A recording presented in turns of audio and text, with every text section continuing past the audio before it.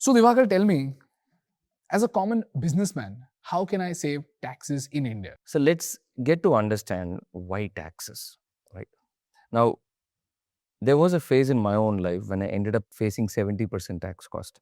That moment triggered a question in me as to why is it a system that day I lost faith in the system for levying 70% tax on me. So I traveled across the world just to understand why taxes exist. I read insane whatever, met bureaucrats, policymakers, entrepreneurs, tax experts. I just couldn't get an answer. But it was one Sunday morning when I was reading the history of ancient empires. I came across this levy called jizya. It was a tax levied on non believers of the faith. However, if the non believer sent a member from his family to the military, the tax was waived. That's when you realize jizya was not to collect money, it's to promote a behavior. To build an army. To build an army. They wanted people to join the military and they put jizya as a decoy for people to come and join the army. And that perspective opened up my mind saying tax is not for collection, it's not levy, it's language. And once you understand how to read that language, the patterns became so clear. Country after country, its priorities were automatically there. And which is why when I got this perspective, the why of taxes became so clear. Because normally you are trained to believe that tax is for resource mobilization or redistribution of income. I mean, you see, right? The rich get richer, the poor get poor, money has to. But the largest purpose of tax, at least of enlightened societies, is to align public behavior.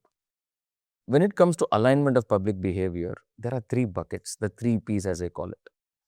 It's priority, paranoia, and prohibition. Now let's take the first one, priority, right? If you do what is important for the government, what's the government's priority? In a country like India, a populous country, jobs is a matter of priority, right? So if you provide jobs, there is an incentive which will be available to you. You don't even need to look at the tax code. You can just say from the state of a society. But this is not as exciting as the next one, which is paranoia. Paranoia, right? The real opportunity is in paranoia. When you solve for a government's fear or dream, you get rewarded. Classic example, semiconductors, AI. In a country like now today, America wants to be self-sufficient as far as production. So manufacturing in the US, India, defense imports, we want to substitute imports with domestic products. You will have, without even looking at the tax code, you can always say there will be an insane incentive waiting for you. And the last is fairly ironic, prohibition. Cigarettes. Exactly. Liquor, right? These are stigmatized by the society, but government will have a propaganda machine against it, but will keep on increasing the tax rate, but will also be protecting that industry. Because these are the biggest contributors to the exchequer. Let's go deeper into this. Can you give me an example of a client who actually saved money or earned from taxes by solving for the government's priority? This is a situation I so vividly remember. It happened in early 2010s. This gentleman, let's call him Mike, from the Silicon Valley. He was running a tech services business. And this man was looking at offshoring work either to India or Philippines. So he came to us saying, give us an estimate on which country would cost me less in terms of labor, infra, all those things. So we said, Mike, you're solving for two problems of the country. First, you're giving them jobs. This is a matter of priority for both the countries. Both are developing, both have large populations. Second, you're making foreign exchange, you're giving them foreign exchange to the country, which is a matter of paranoia for them. Now, you are solving for two critical problems. The question is not which is going to cost you less, it's about where I can earn the most. When we reframe the question, in India at that time, we had the STPA regulations at its peak, right? So, what is the STPA regulation? Software Technology Park.